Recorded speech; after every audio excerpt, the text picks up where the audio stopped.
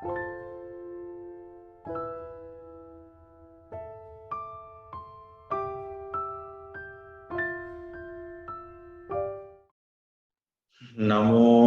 tassa bhagavato arahato samma sambuddhassa. Namo tassa bhagavato arahato samma sambuddhassa. Namo tassa bhagavato arahato samma sambuddhassa.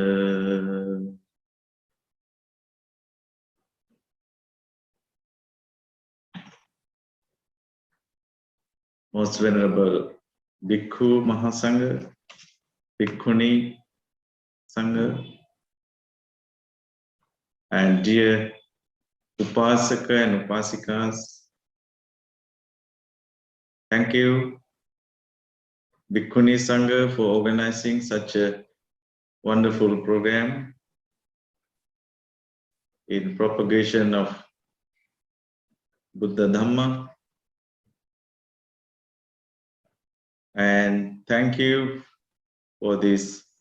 We are getting wonderful opportunity during this Corona period. So we are getting meet each other online.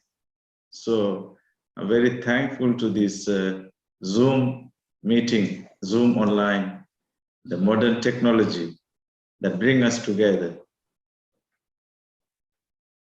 If we are not getting this modern technology under this Corona period, that we are so much depressed and much facing a lot of troubles and difficulties and anxieties. So I thank to Zoom technologies, so meeting us together. And the United Theravada Bhikkhuni Sangha International is a recent, just is a child at the moment, I think, in a way. And just you are planting a very seed of the Dhamma and in propagation of an establishment of International Bhikkhuni Sangha. So thank you all the Bhikkhuni coordinators. You are doing wonderful work and responsibility towards revival of Bhikkhuni Sangha.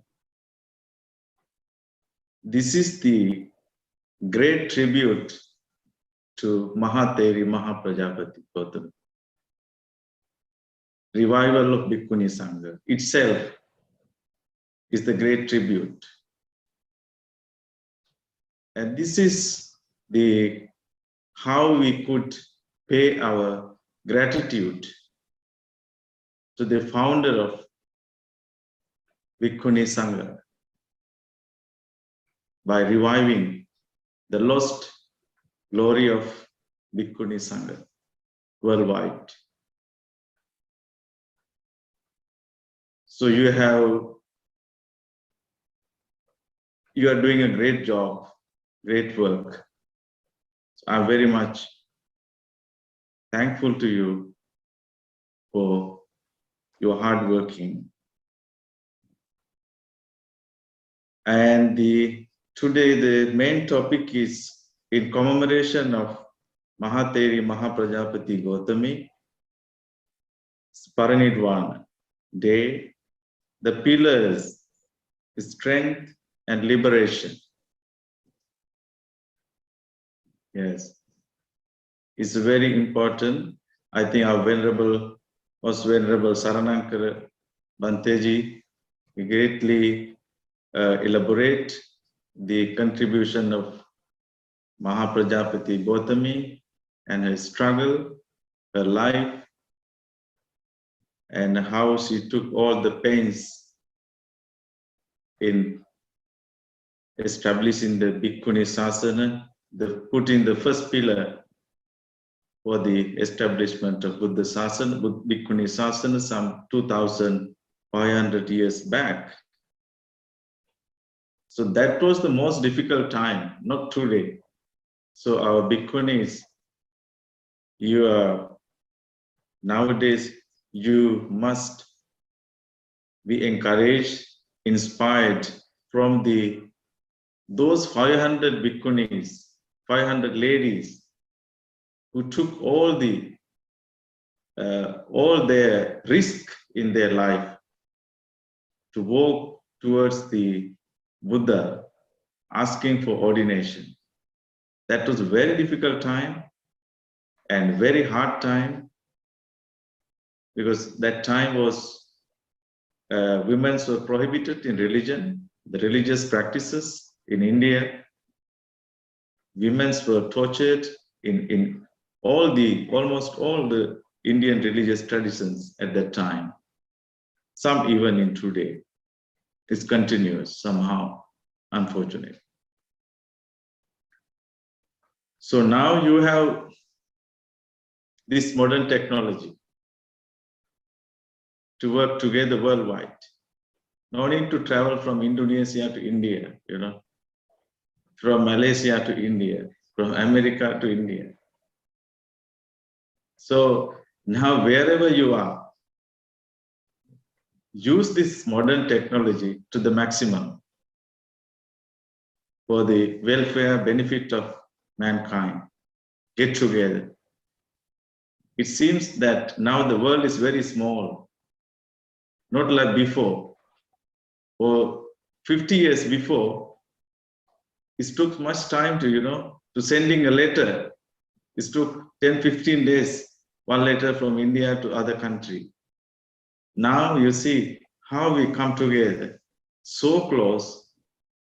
So it's giving us that kind of inspiration that we are one family. We are living under one family, under one shade. So there is not that kind of differences as such. We don't feel that. So in these circumstances, I think we must be very wise, very important to be wise. That's the most difficult thing, to be wise. Because Buddha's whole struggle, whole teaching, to make us wise, to cultivate wisdom. So that is why Buddha says, Panyavantas ayang dhammo, nayang dhammo duppanyas. So my teaching to be understood by people who are having that intelligence, that little wisdom. Because this is against the current. Against the current, Buddha's teaching is. So it's very difficult. You need little wisdom and patience, mindfulness to understand these teachings, the wisdom teachings of the Buddha. And what I supposed to speak today, few words, it is the pillars, 4 pillars, the significance of 4 pillars for revival and promotion of Buddha Sasana, to make it strength. It's very important today. It was not like 2,000 years back. Now, the multicultural society worldwide. Worldwide, people speaking different languages. And people's, before Buddha's time, maybe it is only in India, or maybe small other countries surrounding Asia.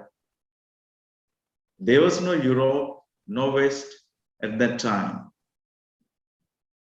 So, but now, the worldwide, the various languages, various people speaking worldwide, it's a universal. The family is grown up, not Indian continent. So we need more people to bring the message of Buddha to the world. how only few monks can do this job? It's very difficult, you know. So we have to speak so many languages, so many cultures worldwide. Suppose we want to go to Indonesia, Malaysia, or in other countries, you know, so many other countries. But it is better to have the people from that country, like when Mahāpajāpatī go to Sri Lanka for the first time to spread Buddhism. He ordained the people from Sri Lanka. You know, from Sri Lanka itself, ordained, trained, and asked them to teach the Dhamma. That is how Sri Lanka became the Buddhist country, strong Buddhist country.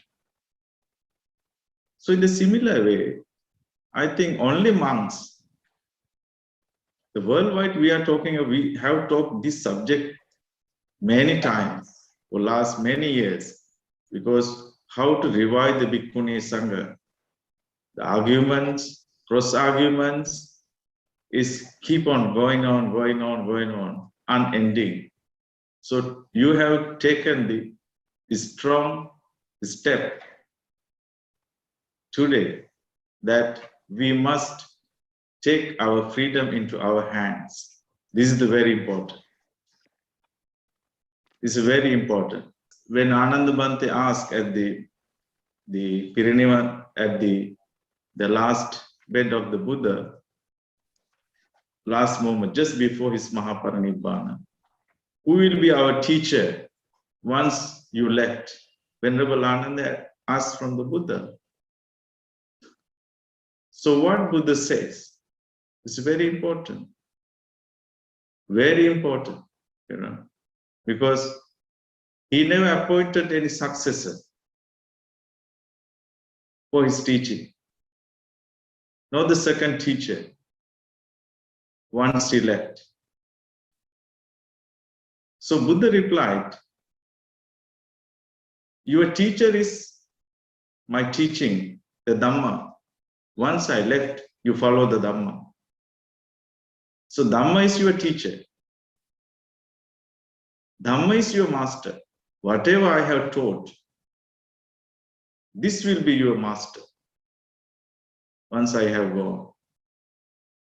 So this is very important because there's so much of arguments, so much of controversies, fightings, you know, unnecessarily for the post, you know, to overpower the other, to take the post, name, fame.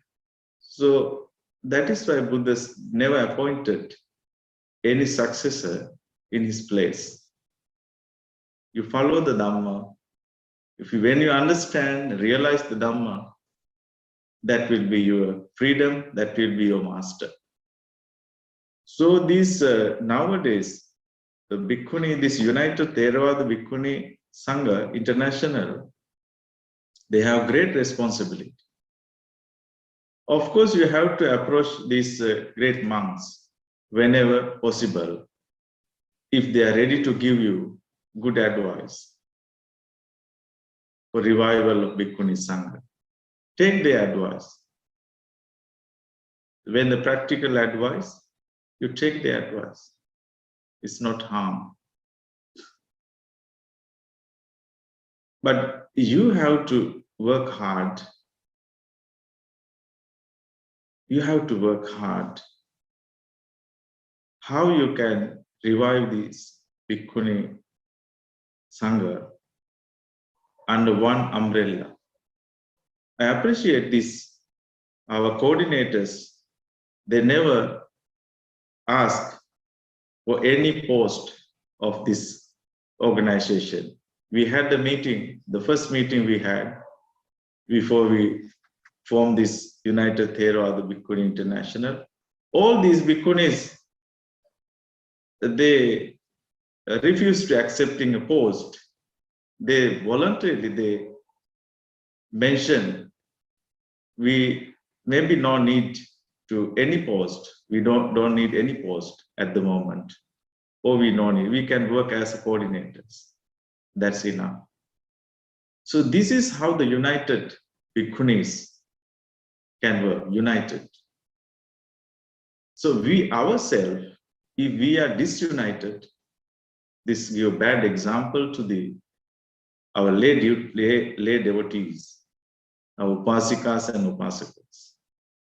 So Bhikkhuni Sangha and Bhikkhu Sangha must work cordially and unitedly with much respect to each other, because we are sisters and brothers in the Dhamma. You know, this is how we introduce to each other. The respect to each other, listen to each other, and understanding each other is the basic thing how we can grow. So we must learn the lesson from our Vinaya Pitakas, whether it's from Bhikkhuni Vinaya Pitaka or the Bhikkhu Vinaya Pitaka. We must learn many lessons. There's so many things that maybe not practical today. There are some kind of rules, some kind of small rules are there. It is not practical for today.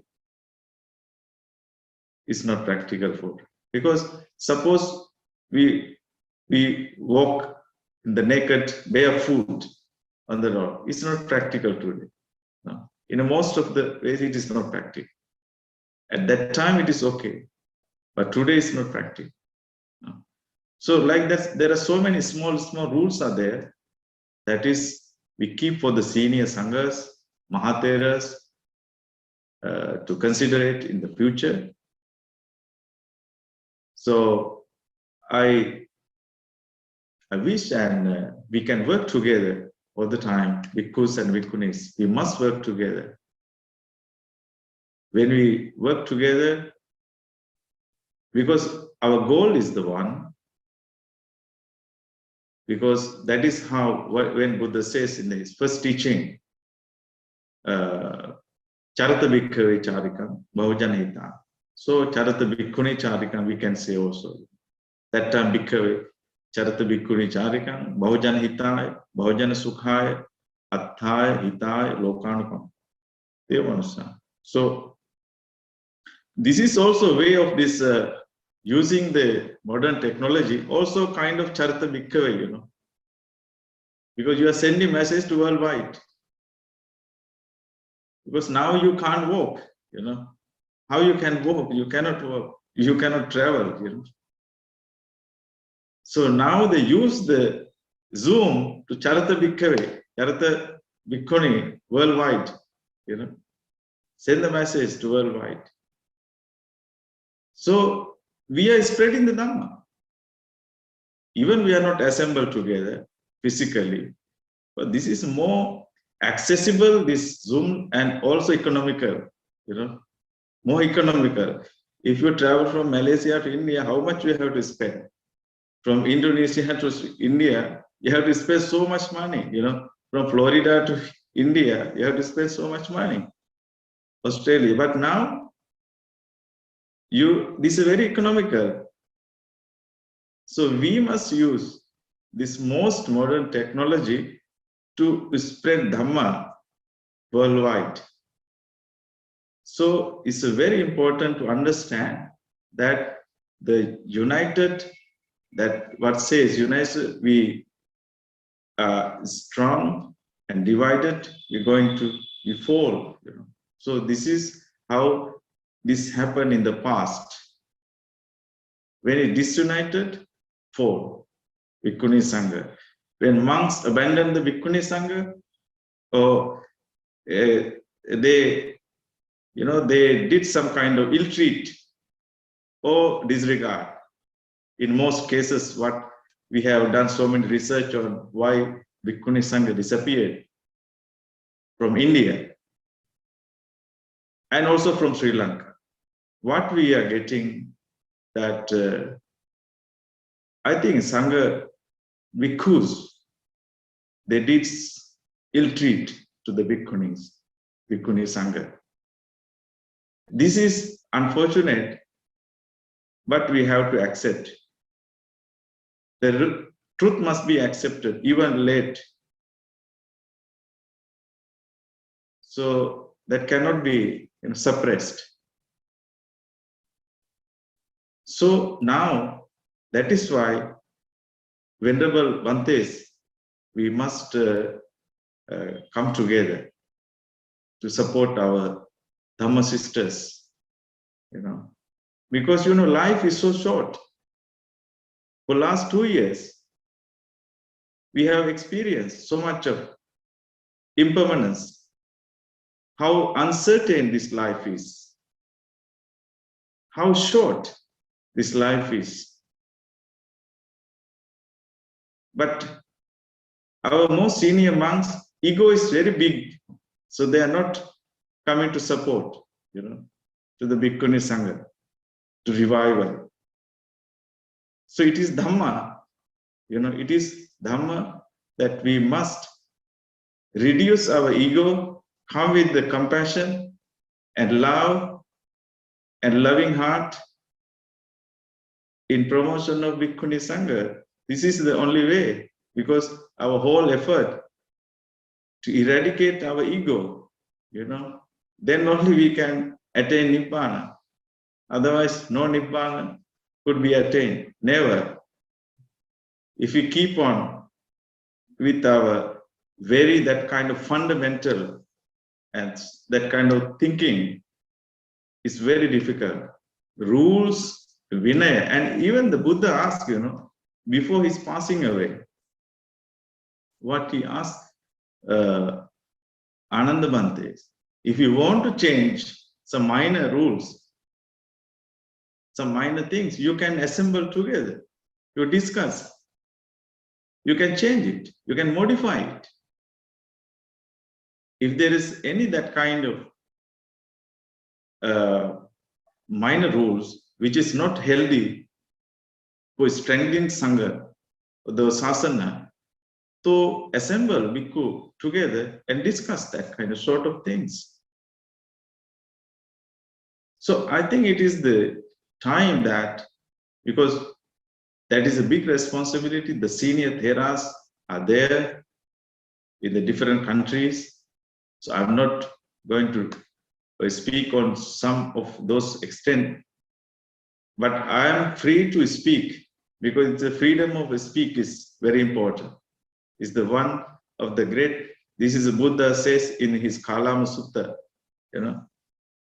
you are free to think, you are free to speak for the freedom, for the liberation. So I think these senior monks should cultivate little more compassion,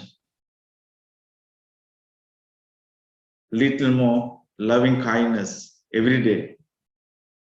If they practice every day metta bhavana and loving kindness or compassion, I think very soon they also attain Nibbana, and also they will have that kind of broad heart to help our Dhamma sisters. This is very important when we are living in this century. It's the most modern, everywhere worldwide, talking about so many rights. So why not talking about the Bhikkhuni's right? They are just like refugees.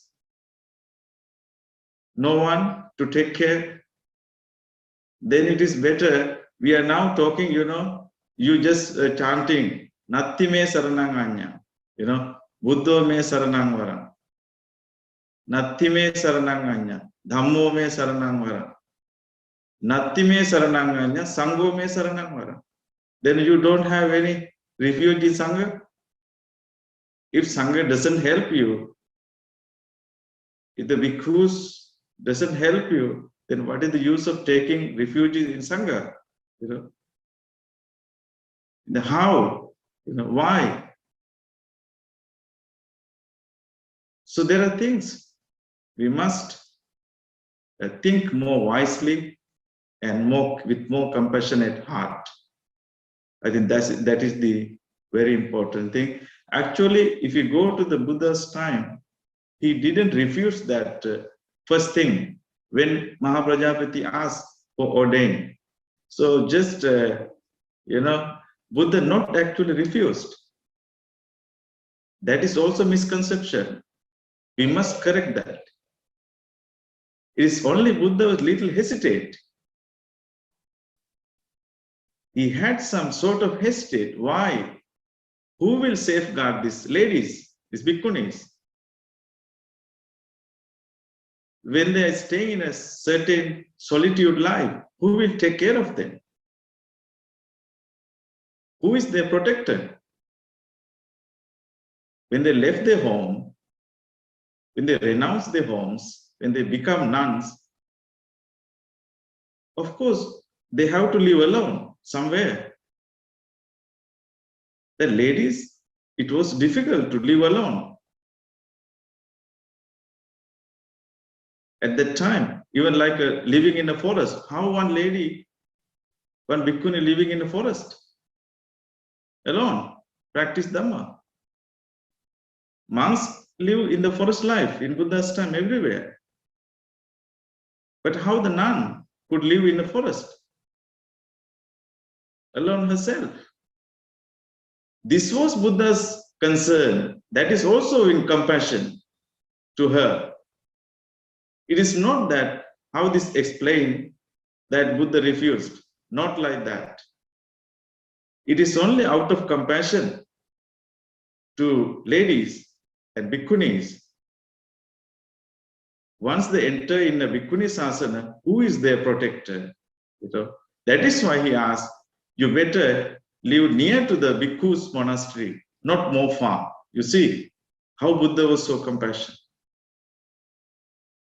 He asked Bhikkhuni's monastery, not very far away, should not build very far away to Bhikkhu's monastery, some nearby. So if there's some difficulties, Bhikkhus, Sangha can help, can protect. That is why we call Bhikkhu, Bhikkhuni, Upasaka, Upasika, Sangha. This is the Sangha, fourfold Sangha. If one pillar is used, you become handicapped. You know how you can walk. If your one leg is lost, how you can walk properly? You become so weak. Even you put a steel leg, is not that, it doesn't give you strength that. So we need 4 pillars of Buddha Sasana. So with these few words, once again, I pay my humble tribute to Theri, Mahāpajāpatī Gotamī, and all other Bhikkhunis, Mahatheris in the past, present, and for your great this contribution and spreading the Dhamma. And I wish that all these, our listeners, we can see there's so many listeners online. So you all will support the hard working of present Bhikkhuni, United Theravada Bhikkhuni International for it's a great effort. We are one. We are not, maybe you are different colors or different eyes or different language, but we are all one, in the samsara. We all are struggling for liberation from samsara. So Nibbāna is not a monopoly of one person or one particular sect or any one Sangha. Nibbāna and the liberation is the liberation for all humanity. Nibbāna is realization and the freedom of suffering and miseries. So it is not just for one religion, it is the humanity. It's about welfare of the humanity. So this is the great blessings to all humanity. What Buddha says, this life is uncertain. This corona has given us this experience so much to worldwide. Now many people in worldwide, in other countries, those never heard Buddhism, now they're talking about anicca, this anicca, even from other Western countries, European, some African country. Sometimes they talk to me, and what is this anicca, impermanence and this uncertainty. So this has this universal message, universal impermanence, the short of life. But we are talking and arguing about the text, this text, that text, but life is already gone. We keep on arguing. We never can come to resolution. Keep on arguing until you take a walking stick and go to your deathbed. Until the last moment, last breath, and life is gone. Life is already gone. The golden chapter of the life. So we should not be stupid. We should not work so ignorantly, because the precious life is precious. Human life is precious. Who knows what is the next life? So we should not be that kind of be fooled, talking about the next life and forgetting this moment. This moment today is the most precious, most important moment now. So Nibbana is here and now. The freedom is here and now. Liberation is here and now. It is when we understand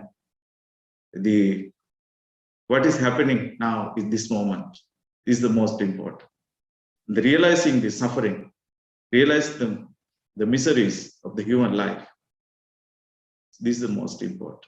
So with these few words, I conclude my few words, and I once again thank you very much for Bhikkhuni Sangha and all the listeners online. May you all be well and happy. May you all keep good health in this Corona period. Practice Dhamma well to get rid of all this samsaric suffering. Thank you very much. Namo Buddha.